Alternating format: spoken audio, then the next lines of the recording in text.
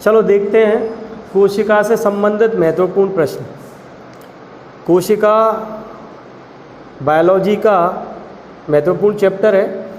इसमें से कौन कौन से प्रश्न बनते हैं उसको अपन देखते हैं। सबसे पहले है कोशिका का पावर हाउस किसे कहा जाता है। कोशिका का पावर हाउस, पावर हाउस को कभी कभी हिंदी में ऊर्जा गृह भी लिख दिया जाता है। क्या लिख दिया जाता है? ऊर्जा गृह। तो कोशिका का पावर हाउस किसे कहा जाता है? माइटोकॉन्ड्रिया को कहा जाता है। कोशिका का पावर हाउस किसे कहा जाता है? माइटोकॉन्ड्रिया को कहा जाता है। कोशिका का पावर हाउस माइटोकॉन्ड्रिया को कहा जाता है। ये क्यों कहा जाता है? इसलिए कहा जाता है कि कोशिका के अंदर जो कोशिकीय श्वसन होता है, श्वसन यानी रेस्पिरेशन, मतलब कोशिका के अंदर जब श्वसन होता है तो ऊर्जा उत्पन्न होती है। जैसे एक इंसान है, यदि इंसान श्वसन ना करे, सांस लेना छोड़ना ना करे तो क्या हमारे अंदर एनर्जी रह पाएगी? है ना। जिस प्रकार हमें ऑक्सीजन की आवश्यकता है उसी प्रकार कोशिका को भी आवश्यकता है। कोशिका हमारे शरीर की सबसे छोटी इकाई है। कोशिकाओं से मिलकर हमारा शरीर बना है। तो श्वसन कोशिका के अंदर भी होगा और जब ये श्वसन होगा तब ऊर्जा उत्पन्न होगी, तभी कोशिकाएं काम करेंगी। इसलिए कोशिका का पावर हाउस किसे कहा जाता है? माइटोकॉन्ड्रिया को कहा जाता है। कोशिका के अंदर जो एनर्जी उत्पन्न होती है, जो ऊर्जा उत्पन्न होती है, वो किस रूप में उत्पन्न होती है? वो एटीपी के रूप में उत्पन्न होती है। किसके रूप में? एटीपी। इसका फुल फॉर्म पूछा जाता है। इसका फुल फॉर्म होता है एडिनोसिन ट्राइफॉस्फेट। तो जो ऊर्जा उत्पन्न होती है वो किस रूप में होती है? एटीपी के रूप में। एटीपी का फुल फॉर्म होता है एडिनोसिन ट्राइफॉस्फेट। तो कोशिका का पावर हाउस किसे कहा जाता है?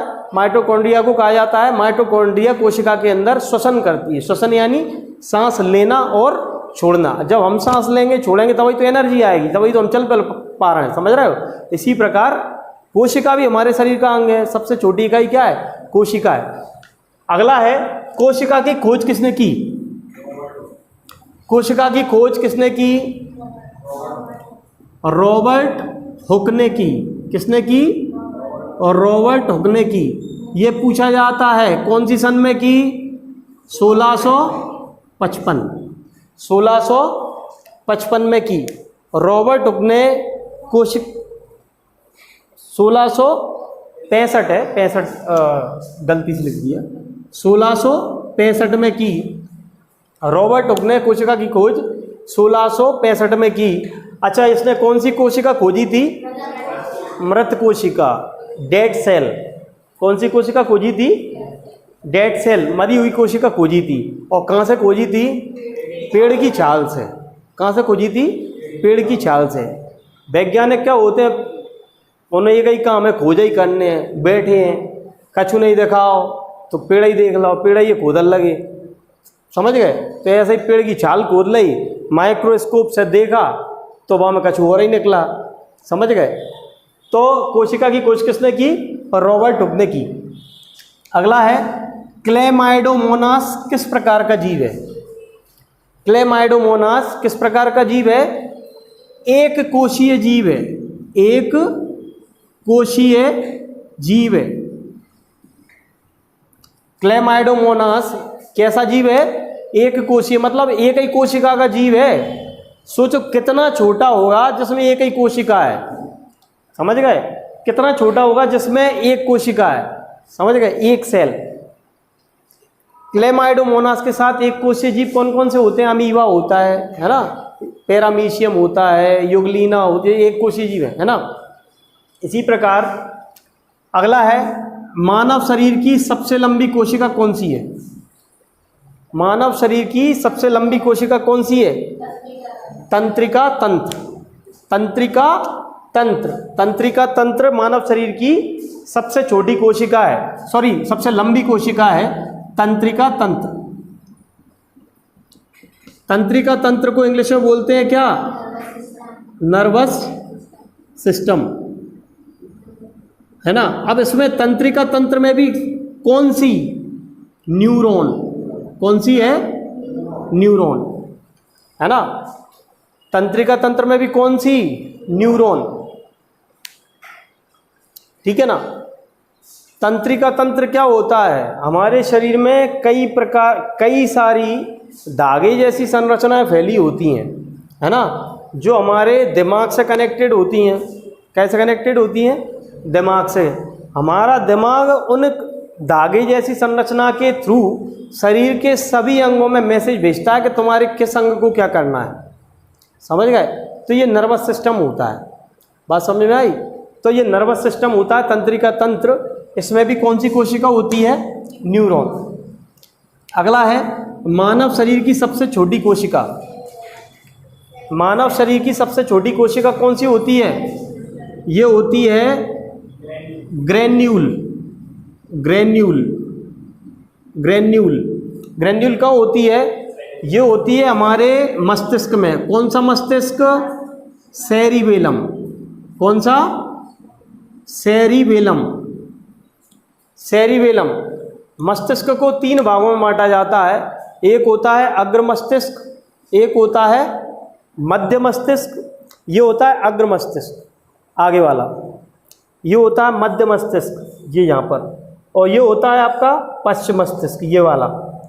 तो सेरिबेलम पश्चिम मस्तिष्क का ही हिस्सा होता है।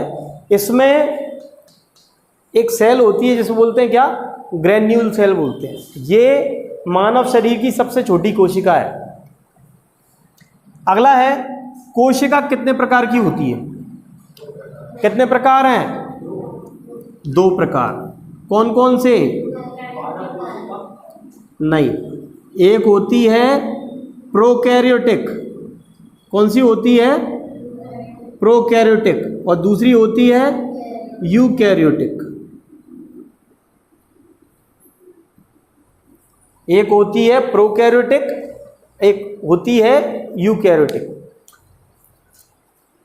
प्रोकैरियोटिक कोशिका ये एक ऐसी कोशिका होती है जिसमें केंद्रक अविकसित रहता है। शुरुआती चरण में होता है, केंद्रक विकसित नहीं होता, ठीक है ना। जबकि यूकैरियोटिक कोशिकाओं में केंद्रक विकसित होता है ना। प्रोकैरियोटिक कोशिका में कौन कौन आता है?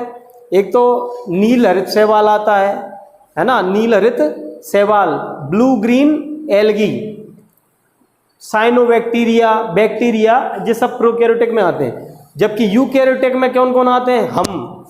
हम कौन? जंतु। जंतु यानी एनिमल, हम जानवर हैंगे सब। हम ही समझ रहे हैं कि हम इंसान हैंगे, जबकि हम जानवर हैंगे। समझ गए? जानवर और हम में अंतर क्या है? बस इतना सा अंतर है कि हम बोल पा रहे हैं, वे नहीं बोल पा रहे हैं। हम 2 पवन पे चल रहे हैं, वे 4 पवन पे चल रहे हैं। समझ गए?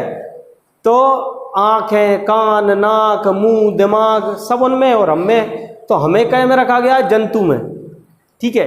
और एक होता है पादप। पादप यानी प्लांट्स, प्लांट्स यानी पौधे, ठीक है ना। तो यूकैरियोटिक कोशिका पादप, जंतु, है ना, और भी होती हैं। तो मुख्यतः पादप और जंतु में कौन सी होती है? यूकैरियोटिक कोशिका, विकसित केंद्रक, है ना, यूकैरियोटिक। अगला है कोशिका भित्ति किससे बनी होती है? कौन सा पदार्थ है जिससे कोशिका भित्ति बनी होती है? किससे? सेल्यूलोज से। सेल्यूलोज से बनी होती है कोशिका भित्ति। कैसे बनी होती है? सेल्यूलोज से बनी होती है।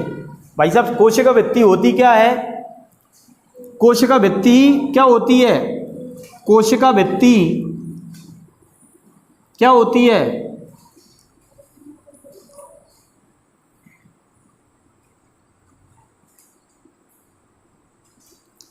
कोशिका भित्ति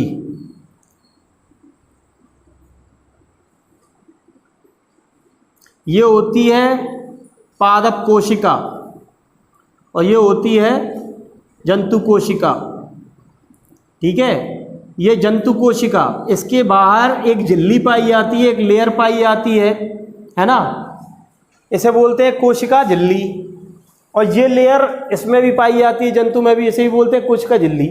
लेकिन पादप और जंतु में इतना अंतर है कि पादप कोशिका के बाहर एक हार्ड लेयर पाई जाती है, एक हार्ड लेयर पाई जाती है। देखो इसके चारों तरफ ज़्यादा दिख रही है हार्ड सी, है ना। ये जो है ये हार्ड लेयर है, ठीक है ना। तो ये कोशिका भित्ति कहलाती है। क्या कहलाती है?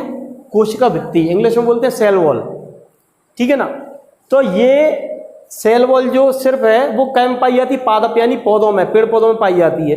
ये क्या करती है? ये बाहरी वातावरण से पौधों की रक्षा करती है, पौधों की जो सेल्स हैं उनकी रक्षा करती है। ये अपन में नहीं पाई जाती, ये अपन में नहीं पाई जाती, ठीक है ना। ये कहाँ में पाई जाती है? पादपों में पाई जाती है, ठीक है ना। तो ये कोशिका भित्ति कहाँ की बनी होती है? सेल्यूलोज की बनी होती है। अगला है अंतःकोशिकीय परिवहन किसके द्वारा होता है? अंतःकोशिकीय परिवहन किसके द्वारा होता है? बताओ जल्दी। अंतःकोशिकीय परिवहन ये होता है अंतःप्रद्रव्यीय जालिका। अंतःप्रद्रव्यीय जालिका है ना, इंग्लिश में बोलते हैं एंडोप्लाज्मिक रेटिकुलम, है ना। तो ये अंतःप्रद्रव्यीय जालिका क्या होती है? जैसा आप कोशिका के अंदर होती है ऐसी, जे केंद्रक है ना, केंद्रक झिल्ली, और ये पूरे में ऐसी फैली होती है ये जाली, ठीक है। तो ये क्या होती है? जाली तो हमें दिख रही है, ये होती है एक नली होती है, नली पतली सी। तो कोशिका के अंदर कुछ भी परिवहन होना, एक जगह से दूसरी जगह जाना है ना, कोई भी पदार्थ है, चाहे प्रोटीन, लिपिड का जो भी कुछ भी है, आनुवांशिक जो पदार्थ हैं, वो भी यदि यहाँ से यहाँ जाना है, यहाँ से यहाँ आना है, तो किसके द्वारा जाते हैं? अंतःप्रद्रव्यीय जालिका, एंडोप्लाज्मिक रेटिकुलम, इसके द्वारा जाते हैं, है ना। अगला है केंद्रक की खोज किसने की? केंद्रक की खोज किसने की? किसने की? रॉबर्ट ब्राउन ने की। केंद्रक की खोज किसने की? रॉबर्ट ब्राउन ने की, है ना। रॉबर्ट ब्राउन कौन सी सन में की? 1831 में। कब की? 1831 में। और रॉबर्ट ब्राउन ने कोशिका केंद्रक की खोज की, ठीक है। अगला है लाइसोसोम की खोज किसने की? लाइसोसोम, लाइसोसोम की खोज किसने की? डी ड्यूब ने की। कब की? D dupe 1955। लाइसोसोम, ठीक है ना। कोशिका के अंदर ये महत्वपूर्ण अंग होता है लाइसोसोम, ठीक है। तो इसकी खोज किसने की? डी ड्यूब ने की, 1955 में की। अगला है आत्महत्या की थैली किसे कहा जाता है? आत्महत्या की थैली किसे कहा जाता है? लाइसोसोम को कहा जाता है, जो कि अभी हमने देखा, लाइसोसोम, है ना। आत्महत्या की थैली लाइसोसोम को कहा जाता है। इंग्लिश में सुसाइडल बैग, क्या बोलते हैं? Suicidal bag. आत्महत्या की थैली किसे कहा जाता है? लाइसोसोम को कहा जाता है। क्यों कहा जाता है? लाइसोसोम होता है कोशिका के अंदर पाचन का कार्य करता है। लाइसोसोम कोशिका के अंदर पाचन का कार्य करता है ना। और इसका कार्य ये है कि बाहरी वातावरण से यदि कोई हानिकारक जीव अंदर आता है कोशिका के, तो उससे भी लड़ता है। कौन? लाइसोसोम।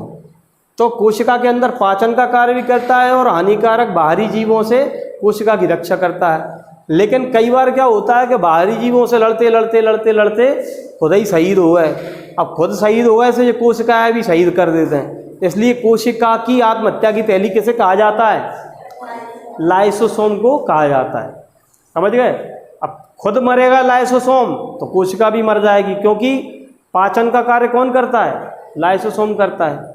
एक बात बताओ, तुम्हारे शरीर में पाचन का कार्य कौन करता है? कौन करता है?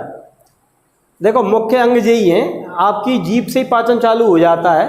अमाशय, आपका लीवर, ये सब पाचन के कार्य करते हैं। तो यदि तुम्हारे अंदर स्टोमक खराब हो जाए तो तुम मरोगे कि नहीं मरोगे? तुम्हारे अंदर लीवर खराब हो जाए तो तुम ना मरो। मतलब कह रहा हूँ, जैसे किसी के अंदर लीवर खराब हो गया, किसी के अंदर स्टोमक खराब हो गया, तो इंसान जीवित रह सकता है क्या? नहीं रह सकता ना।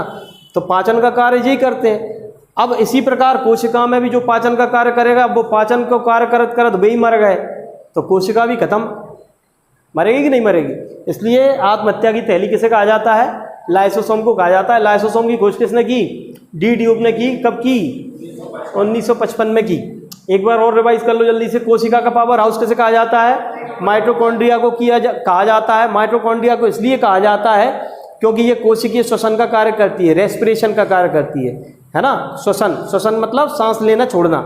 तो जब सांस लेंगे छोड़ेंगे तो ऊर्जा उत्पन्न होगी। ऊर्जा किस रूप में उत्पन्न होती है? एटीपी के एडिनोसिन ट्राइफॉस्फेट के रूप में उत्पन्न होती है ना। कोशिका की खोज किसने की? रॉबर्ट हुक ने की 1965 में की। और कोशिका कैसी थी?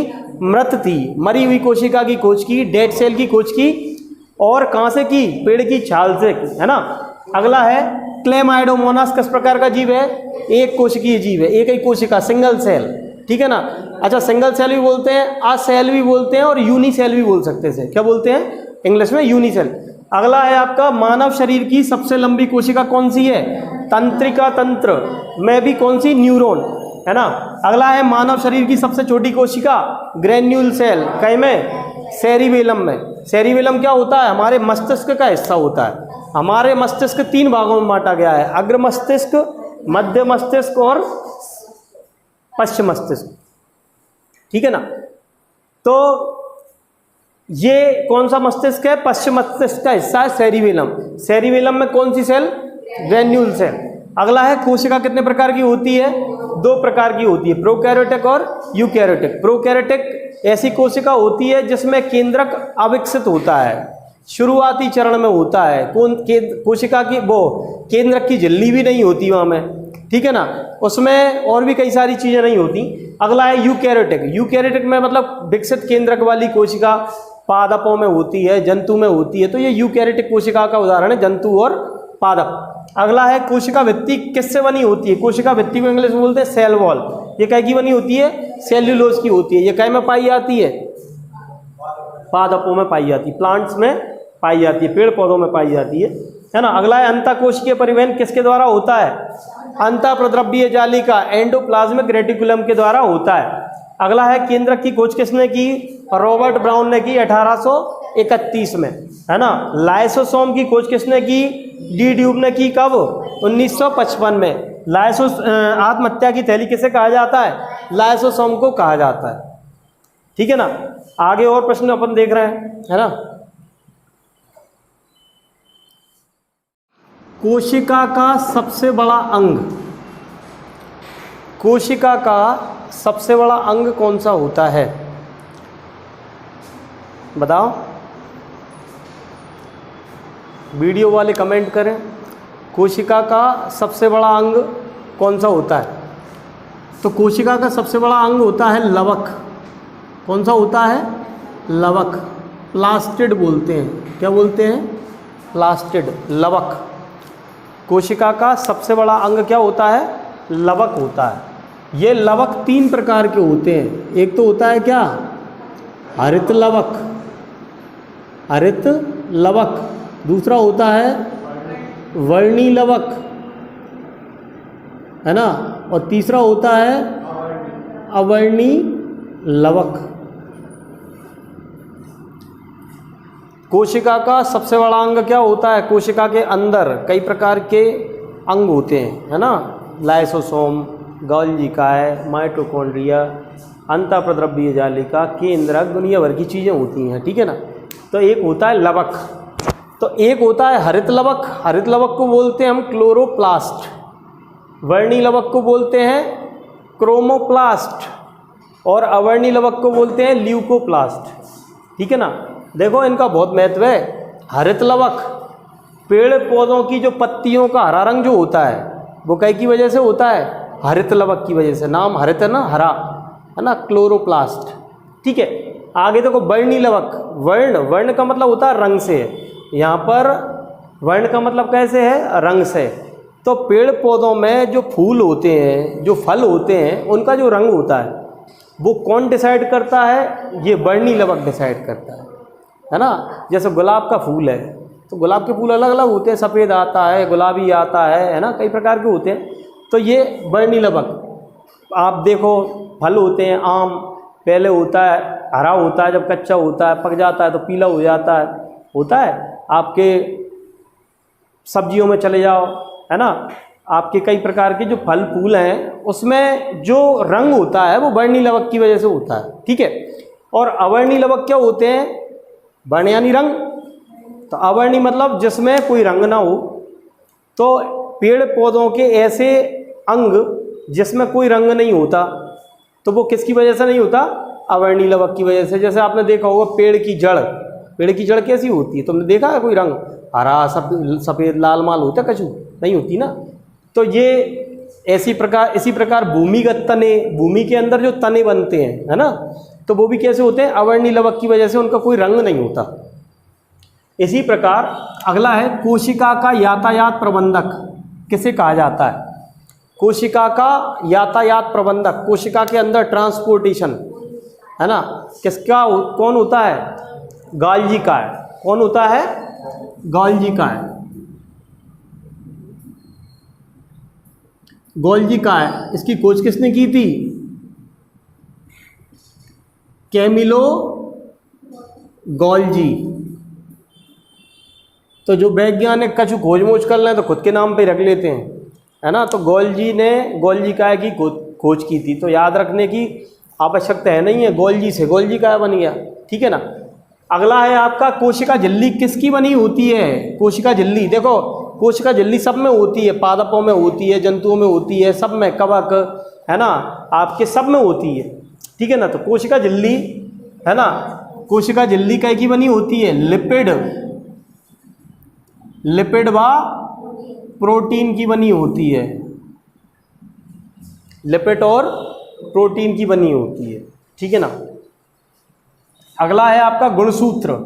गुणसूत्र को इंग्लिश में बोलते हैं क्रोमोसोम्स। गुणसूत्र को क्या बोलते हैं? क्रोमोसोम्स। गुणसूत्र वही होते हैं जो ये डिसाइड करते हैं कि जो लड़का है कि लड़की है, ठीक है ना। क्रोमोसोम्स, है ना, माता पिता के गुणसूत्र मिलकर एक नई संतान को जन्म देते हैं और जन्म के बाद ये डिसाइड भी करते हैं कि वो लड़का है कि लड़की है। तो गुणसूत्र किससे बने होते हैं? डीएनए और हिस्टोन नामक प्रोटीन होता है। और भी कई सारे पदार्थ होते हैं, मतलब ये मुख्य हैं। डीएनए और हिस्टोन नाम का एक प्रोटीन होता है, इससे गुणसूत्र बनते हैं, क्रोमोसोम्स, ठीक है।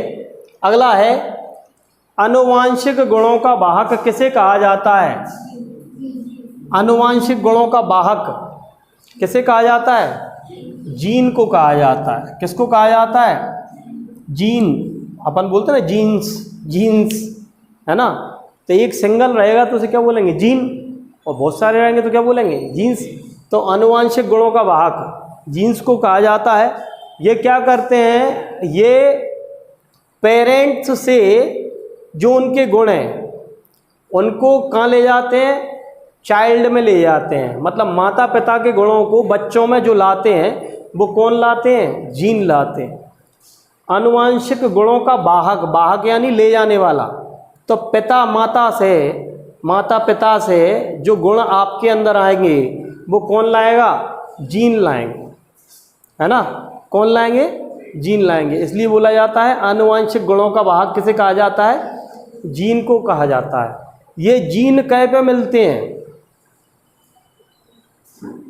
ये डीएनए का कार्यात्मक रूप है, डीएनए की कार्यात्मक इकाई है ना। वर्किंग इसको बोल सकते हैं, डीएनए की वर्किंग यूनिट है। मतलब डीएनए में ये जीन पाए जाते हैं, है ना। तो ये डीएनए में डीएनए का जो काम करने वाले होते हैं ना, जैसे एक कंपनी है, काम करने वाला कौन है? मजदूर, है ना, कर्मचारी। तो डीएनए की वर्किंग इकाई क्या है? जीन है। ये एक स्थान से, मतलब माता पिता से बच्चों में जाते हैं, फिर बच्चों से उनके बच्चों में जाते हैं, मतलब पीढ़ी दर पीढ़ी जाते रहते हैं, बोलते हैं जीन। अगला क्या है? प्रोटीन की फैक्ट्री किसे कहा जाता है? राइबोसोम। प्रोटीन की फैक्ट्री किसे कहा जाता है? राइबोसोम को कहा जाता है। खोज कौन ने करी? George pallid. खोज किसने की? जॉर्ज पैलेड ने की। ये कहाँ पाए जाते हैं? राइबोसोम कहाँ फंसे होते हैं? अंतःप्रद्रव्यीय जालिका में फंसे होते हैं। अंतःप्रद्रव्यीय जालिका भी पढ़ाई थी हमने। अंतःप्रद्रव्यीय जालिका दो प्रकार की होती है, एक होती है चिकनी और एक होती है खुरदुरी। तो ये खुरदुरी कैसे हो जाती है? राइबोसोम के कण फंसे होते हैं उसमें, इसलिए वो कैसी होती है? खुरदुरी। तो राइबोसोम पूछा जाता है, राइबोसोम कहाँ पाया जाता है? अंतःप्रद्रव्यीय जालिका में पाया जाता है। राइबोसोम की खोज कौन ने करी? तो जी हमने यही लिख दिया, किसने की? George pallid. ठीक है। किन कोशिकांगों का खुद का डीएनए होता है? ऐसे कौन कौन से कोशिका के अंग हैं जिनका खुद का डीएनए होता है? तो दो हैं, एक तो होता है आपका माइटोकॉन्ड्रिया और दूसरा है लवक। अभी पढ़े थे लवक जिर है ना, इनका खुद का होता है डीएनए। लवक और माइटोकॉन्ड्रिया इनका खुद का डीएनए होता है, इनका खुद का डीएनए होता है।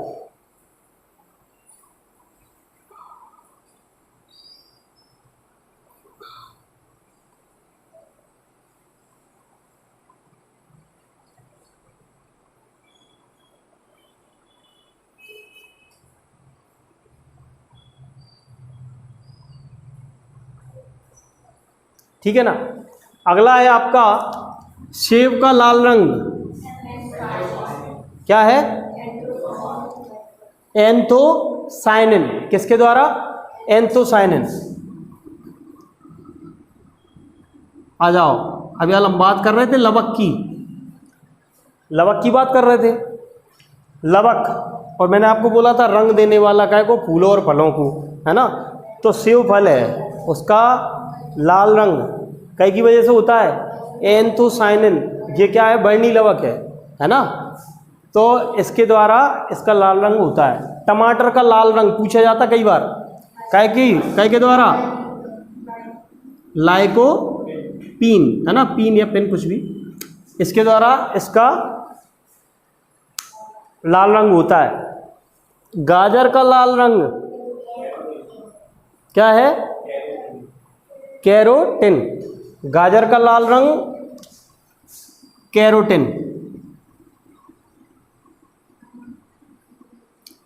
ठीक है। तो आज के लिए इतना काफ़ी है। ये क्वेश्चन जो आज करवाए हैं इनको आप कल अच्छे से याद करके आना, है ना। और दूसरा, कोई डाउट हो तो पूछ लेना, वीडियो पे कमेंट कर देना कोई डाउट हो तो। और दूसरा, इसी प्रकार कल अपन और आगे क्वेश्चंस को देखेंगे। ठीक है। तो आज के लिए अच्छा है, और अपन ने थोड़ी सी डिटेल में भी चर्चा कर ली इसके बारे में, है ना। तो ये तो याद रखना ही है, डिटेल में जो बताया वो भी याद रखना है। आप घर पे जाके लिख लेना, ठीक है। वैसे आपने यहाँ पे लिख लिया है, ठीक है, साथ में लिखते चलना। तो मिलते हैं कल, ठीक है।